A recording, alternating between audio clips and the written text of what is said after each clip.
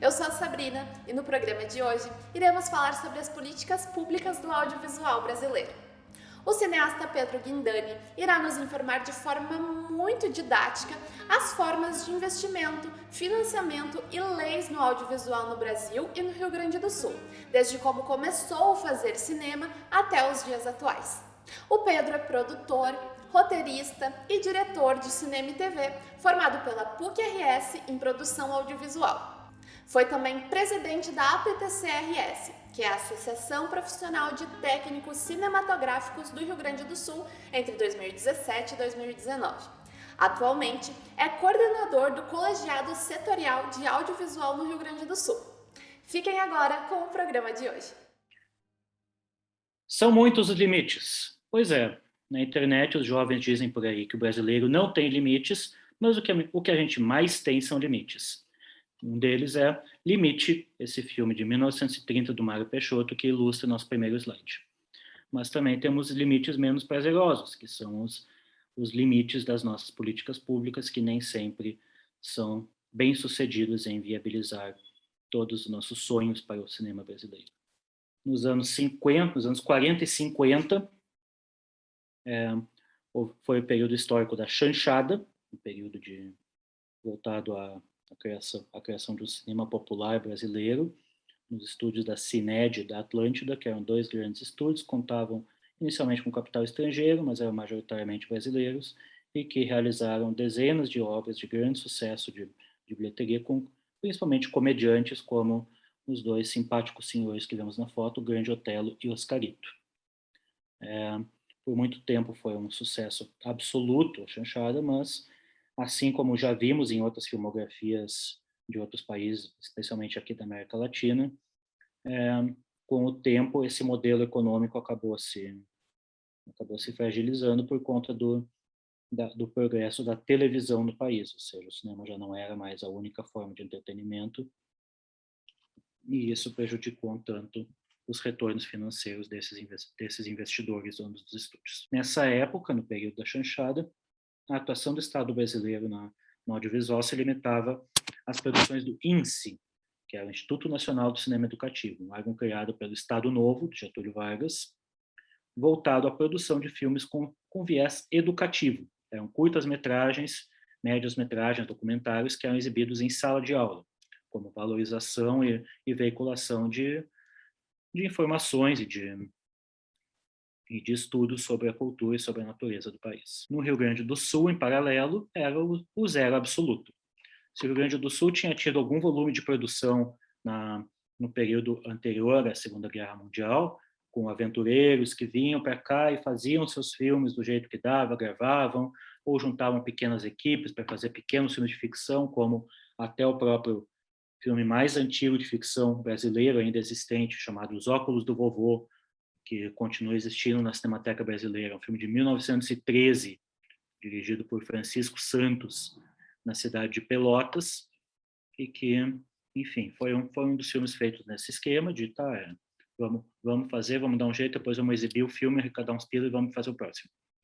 Isso deu certo por algum tempo, para alguns realizadores daquela época, mas depois já não era uma alternativa viável, especialmente porque o próprio setor audiovisual do Brasil havia se desenvolvido com o surgimento da Cined e da Atlântida, ou seja, havia a qualidade do produto com que se concorria se tornou muito maior naquele momento, naquele período, e esse cinema amadorístico se tornou inviável. Então, por muito tempo não se fez praticamente nada de cinema ficcional aqui no Rio Grande do Sul, apenas os registros de cine e jornal, é claro. E uma das raras exceções é esse filme aqui retratado na foto. Chama-se Vento Norte, um filme de 1953, dirigido por Salomão Scliar. Salomão Scliar é um fotógrafo aqui de Porto Alegre que juntou seus recursos pessoais e investiu na produção de um filme, acreditando que ele conseguiria distribuí-lo e obter receitas através da bilheteria para compensar seu investimento. Não foi o caso. Ele arcou com um enorme prejuízo e o modelo privado, como vemos aqui, foi extremamente excludente e predatório, de forma que somente os produtores ligados a esses estúdios brasileiros da época conseguiam ter alguma alguma viabilidade financeira. Produzir cinema fora do eixo Rio-São Paulo, portanto, era praticamente fora de cogitação.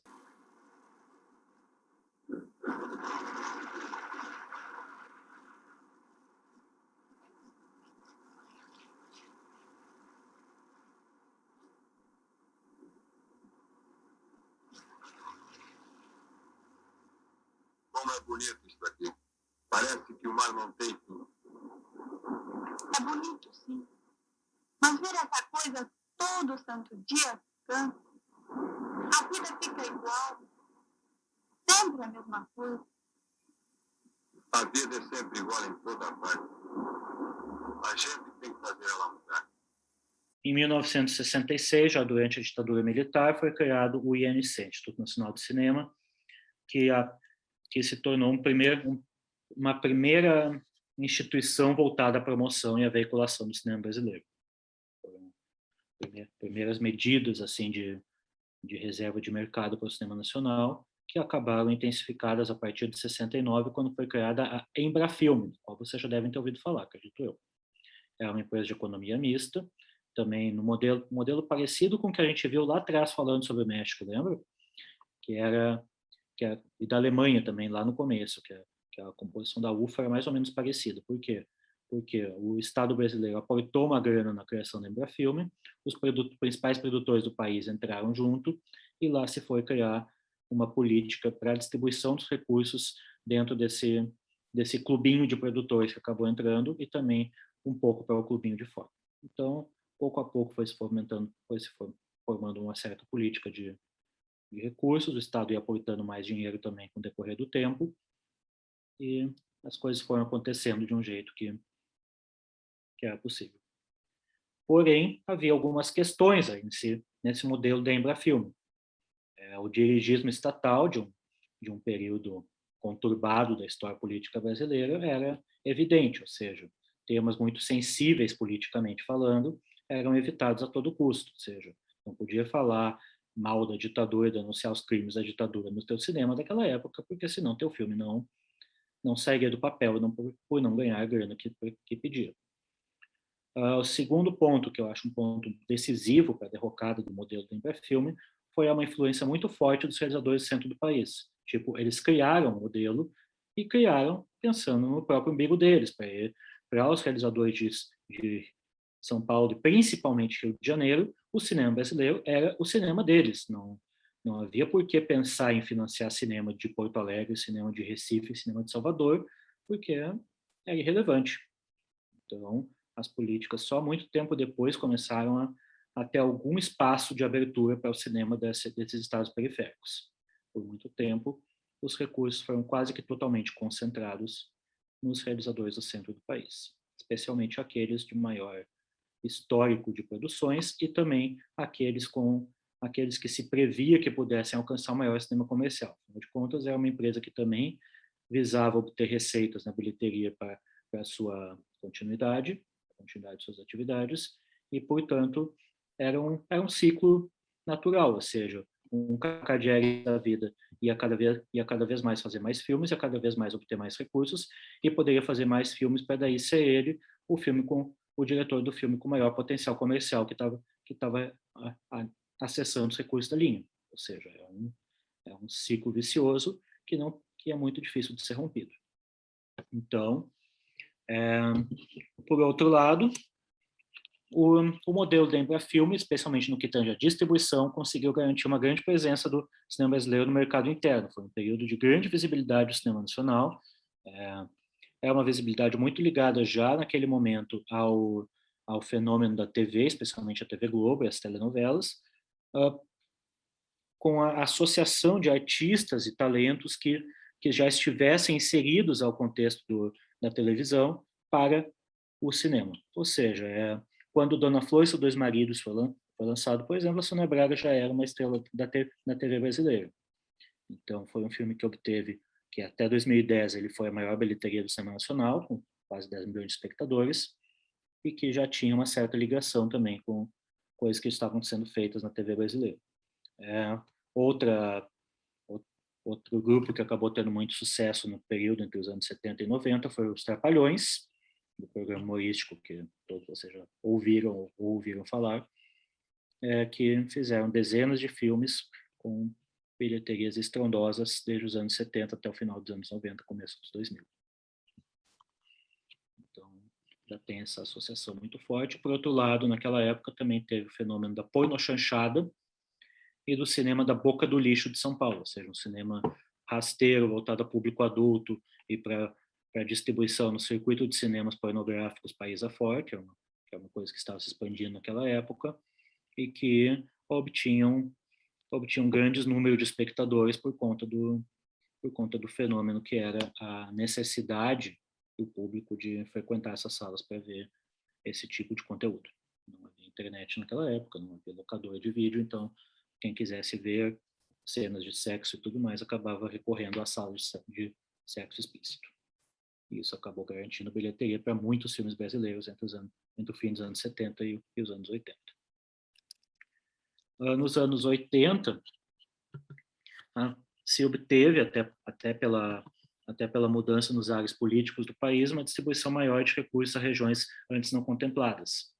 Então, começou a ter algum dinheiro chegando para o cinema no Rio Grande do Sul, no Nordeste, etc., mas ainda muito abaixo das cadeias produtivas de Rio e São Paulo. Ao mesmo tempo, as bilheterias foram reduzindo também país afora, por conta do advento do videocassete e do aumento dos custos dos ingressos no país, e cada vez menos estímulo ao desenvolvimento. Lembra que eu falei de um círculo vicioso? Então, naturalmente, quando tu tem um círculo vicioso, tu tem poucos novos realizadores entrando no meio do círculo, porque está rolando muito bem para aqueles que já estão ali dentro da história há muito tempo. Então, ficava mais difícil de tu conseguir ter acesso e conseguir chegar a realizar filmes com recursos expressivos oriundos do Embrafilme. Era um modelo, portanto, que já era bem complicado, muitíssimo problemático, que foi muito pouco melhorado depois da redemocratização em 1985 e que não era suficiente para atender qualquer demanda de política pública brasileira para seu audiovisual. Porém, ao menos era um modelo econômico. E no momento em que ele foi extinto, ficamos sem nenhum modelo econômico. Pois é, no segundo dia do governo de Fernando Collor de Mello, a Embrafilme foi extinta, deixando o nada absoluto em seu lugar como promotora do fomento ao cinema no Brasil. Então, tivemos um reset quase completo na nossa produção cinematográfica no país. Caímos de dezenas de filmes por ano para 2 ou 3, e apenas em meados da década de 90 conseguimos recuperar do baque a partir das políticas públicas que veremos a seguir. Mas antes, quero falar um pouquinho de Rio Grande do Sul. Enquanto havia aí no cinema popular brasileiro de grande força, com comediantes como Mazzaropi nos anos 60, Teixeirinha, músico regional, natural de Passo Fundo, viu uma oportunidade de conseguir obter mais recursos e conseguir se consolidar mais como um astro que já era no cenário da cultura popular do Estado, fazendo filmes. Então, Teixeirinha começou a bancar filmes que obtinham recursos volumosos na bilheteria aqui no Rio Grande do Sul e foram a mola propulsora de boa parte do que seria o audiovisual do Rio Grande do Sul nas décadas seguintes, formando técnicos e dando uma metodologia de produção que o cinema gaúcho não tinha até então. Esse cinema popular gaúcho do Teixeira foram 12 longas-metragens estrelados e produzidos por ele, entre 67 e 82, e resultou em alguns subprodutos de sucesso, filmes parecidos, só que sem ele, como Domingo de Grenal e Para Pedro. Domingo de Grenal era um filme com comunicadores do jornalismo esportivo, como Paulo Santana, participava do filme, tal coisa, e é uma adaptação de Romeu e Julieta para um contexto de clássico Grenal. E Para Pedro, que é de 1969 ou 70, com outro cantor regional de grande sucesso na época, o José Mendes, da música Para Pedro. Eu pelo menos já ouvi bastante essa música, não sei vocês, mas eu ouvi bastante. E assim como essas iniciativas mais populares aconteciam, tinha também empreitadas ousadas de realizadores independentes, como Um é Pouco, Dois é Bom e Um Homem Deve Ser Muito. Dois filmes muito peculiares pelas suas histórias e pelos seus conteúdos, que eu vou explicar rapidamente aqui. Um é Pouco, Dois é Bom é um filme do Odilon Lopes. O Odilon Lopes era um mineiro, negro, que trabalhou por muito tempo como cinegrafista das primeiras televisões aqui do Rio Grande do Sul, e resolveu investir seus recursos na realização desse longa-metragem. Juntou atores do teatro local, juntou personalidades como Luiz Fernando Veríssimo para auxiliar na redação dos diálogos do filme e tudo mais. Fez seu filme, mas o filme não teve grande recepção em bilheterias e acabou acarretando um prejuízo grande para o pobre Odilon. Ainda assim, é um marco histórico no cinema do Rio Grande do Sul e do Brasil também. Trata-se do segundo longa-metragem de um realizador negro em todo o país, o primeiro, obviamente, no Rio Grande do Sul, e uma marca da qual devemos nos orgulhar. Um Homem Deve Ser Morto, um filme de 1974, do ator português Davi Quintans, na época radicado aqui no Rio Grande do Sul. Davi Quintans resolveu fazer esse filme, que é uma ficção científica de futuro distópico. Uma coisa muito estranha de ser feita naquele período, em que a ficção científica não era um gênero muito consumido no cinema internacional. Era um gênero meio desprezado, como um gênero de segunda linha e tudo. Bem diferente de hoje, claro, mas naquela época era assim, e o Davi Quintans resolveu fazer esse filme. Um filme muito curioso e que também acho digno de nota. Mas, enfim, voltando ao assunto. Nos anos 80, como falei, teve uma queda nesse cinema popular do Teixeira e que encerrou sua trajetória em 81 com A Filha de Iemanjá, o único filme que ele obteve recurso da Embrafilme para produção e que foi também o filme de menor público da trajetória dele. Ele morreu 4 anos depois, em 85.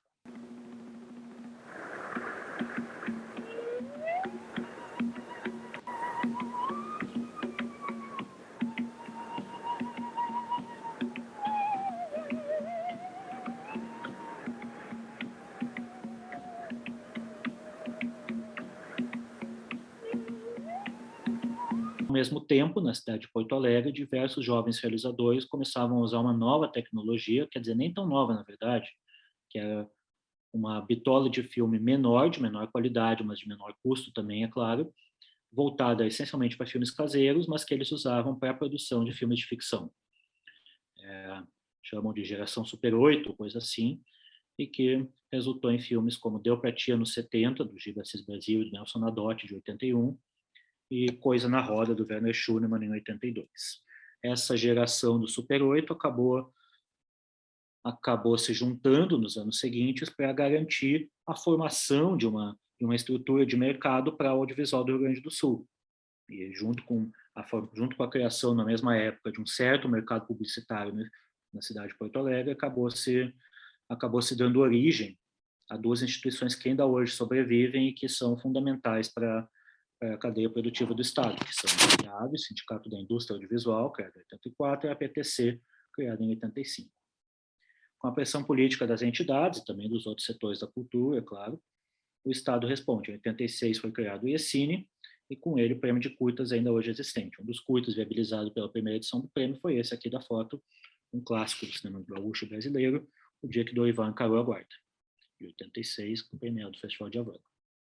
Em 1990 foi criada a Secretaria de Estado da Cultura, que antes era um departamento dentro da Secretaria de Educação. Voltando ao âmbito nacional, temos aqui a retomada. Em 91 foi aprovada a Lei Rouanet, tão conhecida, tão mal falada, coitada, e que por muito tempo foi um importante mecanismo de política pública da cultura brasileira, talvez o principal. Em 1992, depois do fim do governo Fernando Collor, foi recriado o Ministério da Cultura, que durou desta forma aí até 2018, e em 1993 foi sancionada a Lei do Audiovisual. O que é uma Lei Rouanet e a Lei do Audiovisual? É uma ferramenta de políticas públicas pautadas pelo incentivo fiscal. O que é incentivo fiscal? Incentivo fiscal é um mecanismo pelo qual o Estado abre mão de receitas tributárias, às quais teria direito por meio de cobrança de impostos, para que os agentes privados possam investir tais recursos na produção de produtos culturais. Então, eu sou um produtor de cinema, quero fazer meu filme de R$1 milhão, eu bato na porta de uma empresa que tem que tem recolhimento de impostos superior a esse valor, quer dizer, superior ao valor do percentual exigido, do percentual liberado para dedução fiscal pelas leis, que era de 3% na lei do audiovisual e no máximo de 6%. Né? No máximo de 6% na lei do audiovisual para pessoas físicas e circulando em torno de 4% na Rouanet. Tem diversas linhas, diversos mecanismos, mas enfim, era mais ou menos isso, entre 3% e 6%. Então, chego na porta de uma empresa, a empresa vai investir esse R$1 milhão no meu filme e vai pagar R$1 milhão a menos de imposto, caso cumpra esses requisitos. É uma política liberal de financiamento à cultura que, basicamente, atribuía à iniciativa privada a alocação de recursos nos projetos de seu próprio interesse. Foi uma medida positiva, tinha outros mecanismos, que é o FUNCINE, que é um fundo formado por recursos que a iniciativa privada optasse por recolher para a produção de filmes, tinha a dedução de crédito do Tesouro, que é o pagamento com ágio por papéis do Tesouro, mas, enfim, o principal era, de fato, a dedução tributária, que foi o principal mecanismo de fomento ao audiovisual brasileiro por muito tempo. Nesse período conhecido como retomada, o Brasil teve 3 das suas 4 indicações ao Oscar de filme estrangeiro, o Quatrilho, de 1995, do Fábio Barreto, O Que É Isso, Companheiro, de 97, do Bruno Barreto, e Central do Brasil, de 98, do Walter Salles. Nos anos seguintes, houve muitas denúncias de mau uso dos recursos públicos, a recompra de certificados de propriedade. O que significa isso? Significa que eu, quando fui captar aquele R$1 milhão, dei para o empresário que botou R$1 milhão no meu filme, certificados de propriedade do meu filme equivalentes a R$1 milhão dentro do orçamento dele. Só que não tinha limitação de quem poderia ficar com esses certificados, ou seja, se o empresário dissesse, olha, eu te dou R$1 milhão, tudo bem, mas eu quero que tu compre certificados de volta por 400 mil. Era uma prática que se fazia bastante, que basicamente onerava os produtores de uma forma que eles acabavam tendo que deduzir esse gasto ilícito dos seus próprios orçamentos, mas que era muito praticada pelos captadores de recursos em conluio com os agentes privados. Então, foi um modelo que acabou encontrando essa limitação nesse momento. Gastos indevidos, a fiscalização do Ministério da Cultura. O Ministério da Cultura tinha pouca estrutura insuficiente para gerir toda uma cadeia produtiva que vinha se formando, e isso acabou acarretando diversas situações que foram relatadas com grande estardalhaço pela imprensa brasileira, como de costume, fazendo o possível para atrapalhar. E atrapalhar o cinema brasileiro, porque, enfim, se criou um buzz muito maior do que era o caso de se criar, porque pegou-se 2 ou 3 filmes na época como grandes exemplos de corrupção e de desvios de dinheiro. Um deles, o Chateau, esse filme aí da foto. E isso acabou praticamente interrompendo todas as atividades da cadeia produtiva do setor no momento. Felizmente, chegou uma conciliação que levou em 2001 à criação da Ancine, que seria uma agência reguladora voltada a controlar e evitar maus usos do dinheiro captado via lei do audiovisual. No Rio Grande do Sul, em paralelo, foi criada também uma política de incentivo fiscal. Em 96 foi criada a Lei de Incentivo à Cultura, LIC, um sistema análogo à Rouanet, de dedução de ICMS para a iniciativa privada decidindo a alocação dos recursos, em troca de deduções dos impostos. O sistema teve algumas alterações ao longo das décadas, mas continua em vigor aqui no Rio Grande do Sul. Como a secretária Gabriela falou no começo, teve um aumento de execução da ordem para 56 milhões, e o Fundo de Apoio à Cultura é essencialmente abastecido pelos valores da LIC, ou seja, o Fundo de Apoio à Cultura depende também desses valores da LIC. Em 98, tivemos a criação do Prêmio RGE. O que é o Prêmio RGE? Quando parte do setor de energia elétrica do Rio Grande do Sul foi privatizado, um dos acordos que se criou com a RGE, uma das concessionárias que abocanhou a fatura, foi que ela investiria na produção de longas-metragens do Rio Grande do Sul.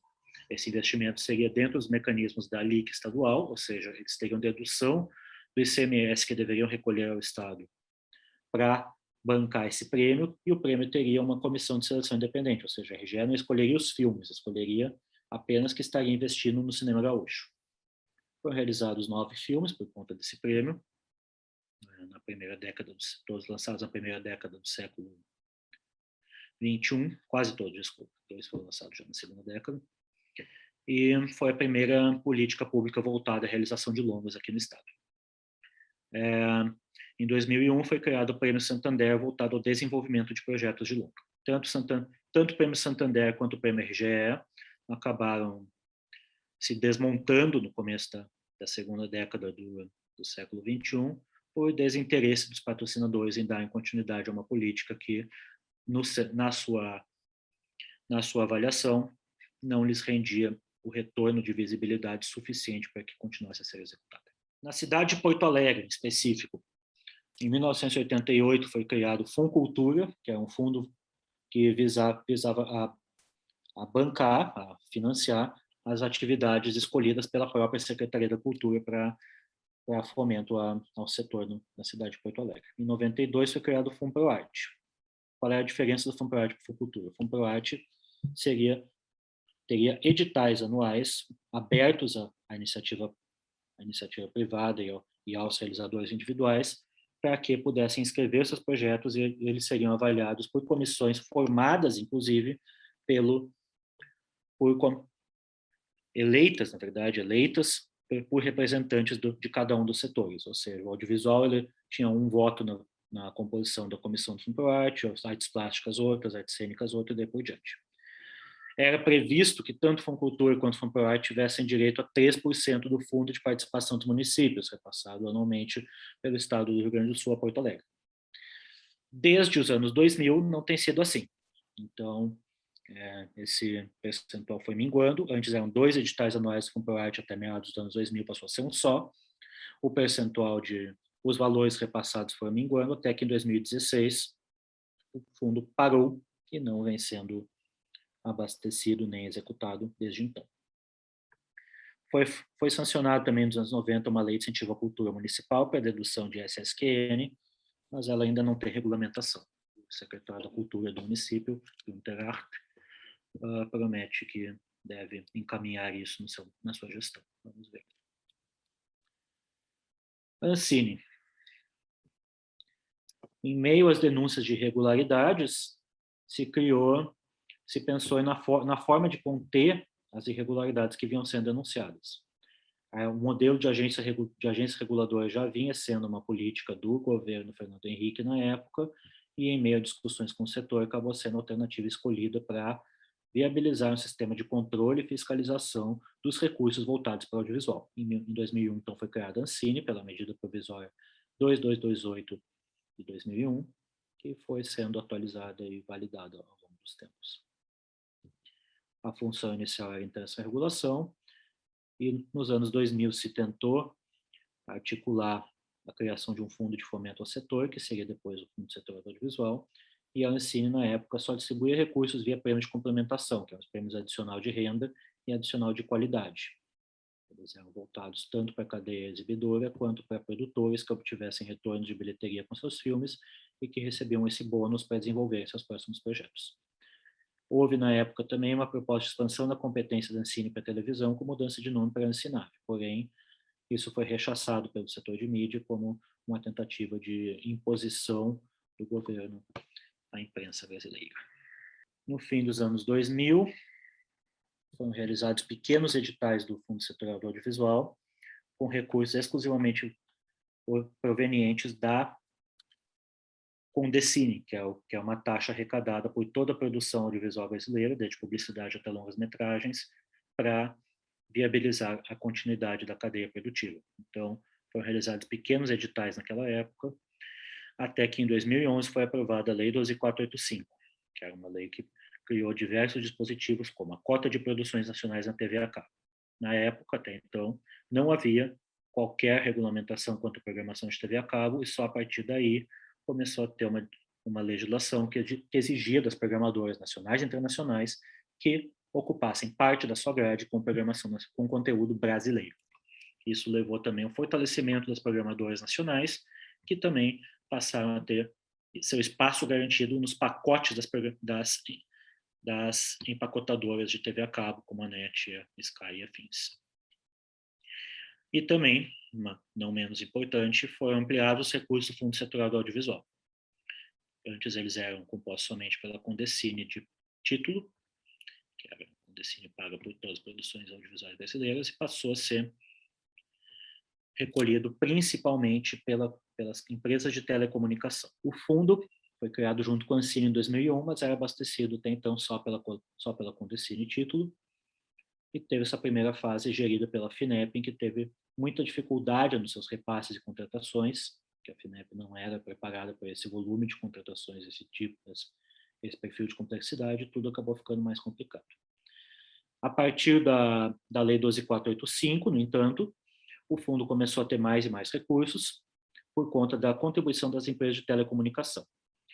Chama-se Condecine Teles, a taxa que deveria ser paga, e ela é composta essencialmente por uma pequena taxa de R$ 3,60, depois subiu um pouco para 4, sobre cada linha de telefone no país. Essa arrecadação aproxima-se de R$ 1 bilhão a cada ano, e que seria um fundo dos maiores no mundo. Essa nova fase do fundo setorial começou a ter vigor em 2013, já com convênio com o BRDE como agente financeiro, e passou a viabilizar centenas de filmes brasileiros com cotas de repasse de recursos às regiões menos favorecidas, isto é, Centro-Oeste, Nordeste e Norte tinham direito a 30% dos valores do fundo, e o Sul, junto a Minas Gerais e Espírito Santo, passou a ter 10%. Eram editais anuais de produção, desenvolvimento de longas, linhas de fluxo contínuo para séries voltadas à TV a cabo, linha de produção voltada à TV pública, linhas de coprodução junto ao apoio à participação de realizadores, festivais e mercados, linhas voltadas à composição junto a fundos estaduais, desenvolvimento de cadeias produtivas locais. Vou falar melhor disso depois. O amplo volume de recursos, do qual falei, é beneficiário da expansão do consumo de celulares no país, as dificuldades burocráticas que se interpuseram, gerido por entidades sem recursos humanos e técnicos aptos à contratação e fiscalização de milhares de projetos. A Ancine contratava meia dúzia de projetos. O BRDE é um banco de âmbito regional, contratava meia dúzia de iniciativas aqui. Então, houve muita dificuldade nessa adaptação. Melhorou muito entre o BRDE e a FINEP, mas ainda houve muita dificuldade nos primeiros anos, tiveram muitos atrasos em todos os processos do FSA. Então, quando a coisa estava funcionando, é claro que chegamos à paralisação, enfim. O que faltou? Autonomia. O fundo ficou demasiado atrelado ao Ancine e ao MINC, ou seja, sem que esses órgãos tomassem iniciativas como a composição do Conselho Superior de Cinema, do Comitê Gestor do FSA e outras instâncias de deliberação, decisão e seleção, o fundo setorial parava, como de fato parou nesses últimos anos. A Ancine não teve interesse em dar continuidade às ações, muito menos o MINC, que nem existe mais. Então, o fundo ficou ilhado e sua execução e continuidade de ações começou a ser facilmente prejudicada e dificultada por essas iniciativas negativas desses órgãos que deveriam nos ajudar. Outro fator que também nos causa grande dor de cabeça ainda hoje é o VOD, Video On Demand, serviços de streaming, de veiculação de conteúdo através de internet ou via acesso condicionado e escolha específica de programação via TV a cabo. O que aconteceu? A regulamentação que foi estabelecida pela Lei 12.485 de 2011, que regulamentou cotas de programação e taxas e recolhimentos da TV a cabo e tudo mais, não falava uma linha sobre VOD, não falava uma linha sobre streaming, não falava uma linha sobre internet, não falava uma linha sobre nada disso. O que aconteceu? Bom, vocês sabem, né? Esses mercados se tornaram dominantes no consumo e na arrecadação de receitas e também na visibilidade junto ao grande público consumidor de audiovisual do país, e não tem nada que os obrigue, que os determine que devam produzir conteúdo brasileiro. Não tem nada, eles recolhem apenas o imposto de renda, e recolhem na íntegra, sem que nada do seu recolhimento de imposto de renda seja revertido à produção audiovisual brasileira. Não tem as taxas de condecine deles são umas taxas irrisórias para a proporção, porque são apenas o pagamento de uma taxa adicional e também não são suficientes para ensejar uma grande transformação do mercado. Ou seja, o streaming nada de braçada, porque não tem a exigência de realizar a programação brasileira, ele realiza a programação brasileira quando lhe convém, da forma que lhe convém, com os parceiros que lhe convém, nas cidades que lhe convém, do jeito que lhe convém. E fica com os direitos patrimoniais sobre as obras produzidas, porque afinal de contas é ele que está pagando e não tem nada com isso. Então, ficou esse buraco. Não temos uma regulamentação do setor de VOD. Essa regulamentação começou a ser discutida em meados da década passada, mas foi naturalmente boicotada ao longo dos anos seguintes e segue na pauta sem que haja muita perspectiva de que se torne efetiva nos próximos anos. No Rio Grande do Sul, em paralelo, tivemos nos anos 2000, sob a égide do Prêmio RGE, do Prêmio Santander, do FUNPROARTE, do Prêmio Histórias Curtas, do Prêmio Cine e dos editais do MINC, ou seja, eram esses os mecanismos que alcançavam a cadeia produtiva do audiovisual gaúcho naquela época. Não havia fundo setorial ainda, então havia muitos meios de produção de curtas, ou histórias curtas, o ECine, o próprio FUNPROARTE também, os próprios editais do MINC também. Mas para a produção de longas era basicamente o Prêmio RGE ou captação de recursos via lei de incentivo, que se tornaram cada vez mais complexas à medida em que as leis de incentivo foram sendo expandidas para outros setores, não somente da cultura, como também da atividade humana, como temos hoje em dia a lei de incentivo ao esporte, por exemplo, ou seja, o empresário pode escolher se vai investir no time de futsal da cidade ou se vai investir num filme. E não somente num filme, que é um produto complexo e de longa duração do seu investimento, ou seja, tu paga o filme agora, tu vai ter o retorno de visibilidade daqui a 4 anos. Agora, se tu vai investir na Feira do Moranguinho da cidade, a Feira do Moranguinho vai te dar retorno daqui a 2 meses. Qual que vale mais a pena? E o filme custa caro. Ou seja, o audiovisual, o formato de longa-metragem de séries, não caiu nas graças dos empresários capazes de investirem na cultura via lei de incentivo. Isto é, acabamos a ver navios porque só ficamos com um prêmio de realização de longas-metragens que foi definhando com o tempo também. Em 2002 foi criado o Fundo de Apoio à Cultura. Ele foi regulamentado em 2010 e em 2011, 2014 promoveu editais de finalização de longas-metragens. Um remendo muito bem-vindo. Por que eu coloco um remendo? Porque é assim, que o pessoal foi fazer, porque sem condições de fazer longas de outra forma, ou seja, sem mecanismos locais viáveis de produção de longas-metragens, os realizadores foram fazendo longas do jeito que dava. Ou investiam dinheiro do próprio bolso, ou pegavam dinheiro para a realização de um documentário de TV, ou de um episódio de TV, ou coisa que o valha, ou de um curto, eventualmente até, e faziam longa com esse dinheiro do jeito que dava. Ou obtinham recursos via os poucos editais federais que havia na época, promovidos pelo MINC, ou enfim, é o cinema do jeito que dava, que muitas vezes faltava dinheiro na hora de terminar e que daí os editais de finalização foram uma boia de salvação para 21 longas-metragens que acabaram sendo contemplados com esses prêmios em 2010, 2011, 2014. Em 2014 também veio o primeiro edital local com recurso do Fundo Setorial Audiovisual, pela linha de arranjos regionais, que é aquela linha do fundo que eu falei antes, que era compor o bolo de financiamento de um filme entre recursos do FSA e recursos do ente público local, no caso, o Fundo de Apoio à Cultura. Na época, a proporção era de 1 para 1,5 aqui no Rio Grande do Sul, ou seja, a cada R$1 que o FAC colocou no edital, o Fundo Setorial deveria colocar R$1,50 no edital para compor as fontes de financiamento desses filmes. Então, esse primeiro edital viabilizou 10 longas-metragens com verba total de R$5 milhões. Em 2016 foi realizado um segundo edital, que contemplou 6 obras no total de R$2,1 milhões. E o terceiro, em 2019, ainda não tem obras concluídas, mas foram 20 obras contempladas no total de R$7,5 milhões.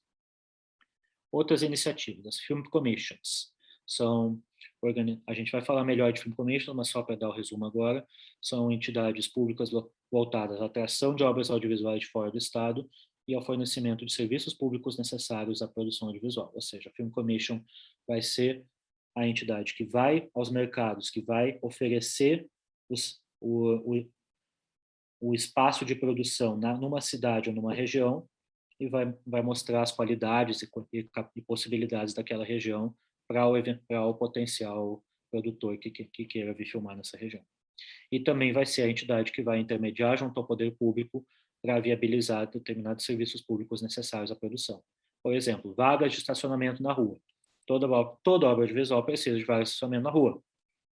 Então, lá se vai o produtor, ou sua equipe, naturalmente, que vão solicitar à Film Commission tantas vagas de estacionamento na rua tal, que é onde vamos gravar hoje. Então, lá se vai a Film Commission com o pedido do produtor encaminhar a EPTC, que é a empresa de transporte e circulação aqui de Porto Alegre, que vai liberar tantas vagas de acordo com esse trâmite. Outros serviços, como bloqueio de ruas e tudo mais, também são intermediados pela Film Commission. O FAC, além de bancar os editais de co-investimento com o FSA e finalização do Premier Cine, realizou os editais Histórias do Sul e RS Polo Audiovisual, 2 editais voltados à produção de TV, de séries de TV, documentários para TV, que foram veiculados na TVE. Novo Hamburgo foi o único município do interior gaúcho que realizou um edital em co-investimento com a Ancine. Foram 5,6 milhões para filmes, séries e games. Os projetos são atualmente em fase de execução. Linhas de cofinanciamento. O Estado do Rio Grande do Sul acabou adotando uma prática parecida com a Ancine e criou linhas em que a SEDAC cofinanciava editais dos municípios do interior do estado e da capital agora também. Ou seja, para cada aporte de recursos do ente público municipal, o ente público estadual, a SEDAC, aportava um outro valor suplementar para potencializar as iniciativas e os projetos daqueles editais. E citei só um exemplo aqui, mas tem vários outros, como Esteio, Pelotas, Santa Maria, acho que teve uma época, enfim. Caxias do Sul tem um edital regular de produção cultural, que é o Financiarte. Mas, enfim, temos diversos cases aí, só não quis me deter muito nisso, porque cada caso é um caso. Pois bem, gente amiga. Dada essa retrospectiva, trago aqui uma cena de um filme que eu gosto, que é A Festa Nunca Termina, um filme inglês, em que ele fala sobre a ascensão e queda da cena musical da cidade dele, Manchester, e ele faz uma analogia para explicar essa cena musical. Vou dizer só uma coisa, Ícaro. Se tu entender, massa. Se não, tranquilo, mas talvez seja bom tu ler mais. O que eu quero dizer com essa citação aleatória? Quero dizer que, durante esse período de fundo setorial do audiovisual e de fortalecimento da cadeia produtiva do setor em âmbito local e nacional, a gente voou muito perto do céu. Conseguimos fazer uma cadeia produtiva sólida, conseguimos gerar centenas de milhares de postos de trabalho no país, conseguimos movimentar a economia para chegar a 0,5% do PIB nacional, conseguimos fazer filmes que chegaram em diversos festivais internacionais, concorrendo em lugar de destaque, com volume nunca antes visto na história do cinema brasileiro, conseguimos recordes de volume de produção, conseguimos fazer a cadeia produtiva do audiovisual se expandir para estados e regiões do país onde nunca havia existido. Então, foi um período de muita felicidade para o setor. Nos últimos anos, como vocês bem sabem, temos enfrentado diversas dificuldades, desde uma decisão do Tribunal de Contas que ameaçou a Ancine quanto às prestações de contas. Isso criou uma insegurança jurídica na Ancine que a levou a interromper a concessão a contratação de novos projetos e, ao mesmo tempo também acabou juntando com a pandemia, de forma que tivemos uma tempestade perfeita e o setor teve uma derrocada muito forte nesses últimos anos. Alguns números aqui para entendermos a diferença que tudo isso fez. Entre 1995 e 2012, são 18 anos, em que tivemos 879 filmes brasileiros lançados em salas. Em 2013 e 2019, são 7 anos em que tivemos 1.202 filmes, ou seja, mais de 300 filmes de diferença, e em menos da metade do tempo. Unidades da federação com filmes lançados em salas. Em 18 anos, 11. Em 7 anos, 18.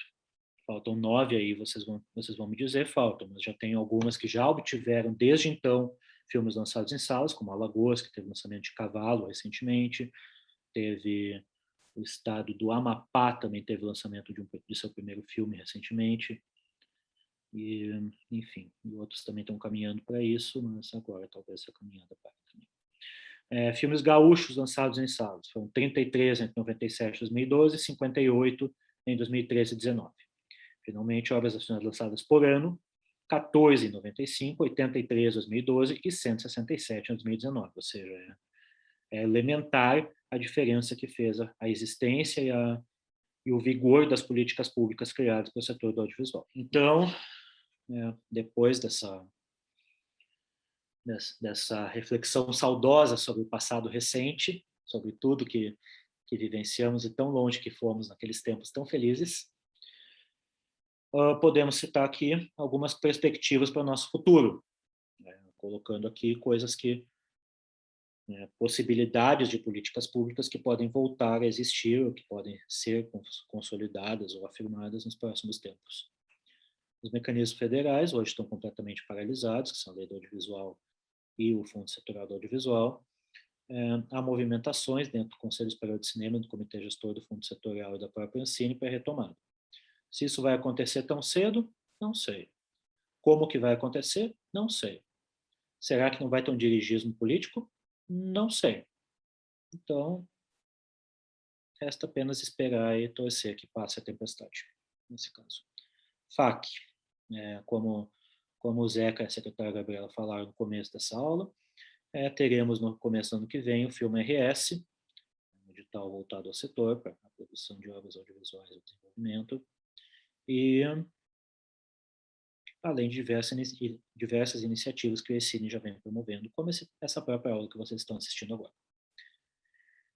VOD, como eu falei antes, a urgência da regulamentação já é notícia velha, é uma coisa que já deveria ter acontecido há muito tempo e a gente continua discutindo isso. O que seria bom que acontecesse é algo como aconteceu na Espanha, que é o Estado, em suas diversas instâncias, determinar que os serviços de streaming devam recolher parte das suas receitas para a produção de conteúdos nacionais. Eles poderiam escolher, inclusive, esses conteúdos nacionais, mas não temos nem isso.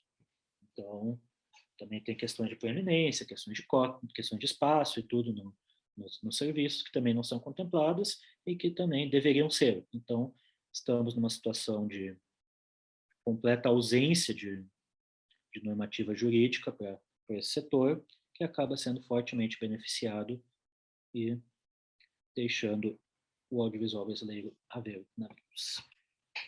Finalmente, coloco que para o Rio Grande do Sul, nesse momento de dificuldade e de redução no número de obras audiovisuais de produção local, de controle local, seria importante que fossem criados mecanismos de atração a produções de fora do estado do país. Aí entram as Film Commissions, antes citadas, e entram também mecanismos de tax rebate e cash rebate que devem ou podem ser implementados pelos estados e municípios. Então, é mais uma questão que a gente precisa justamente para manter aquecida essa cadeia produtiva e manter a geração de postos de trabalho num nível ao menos próximo do que acontecia nos últimos anos.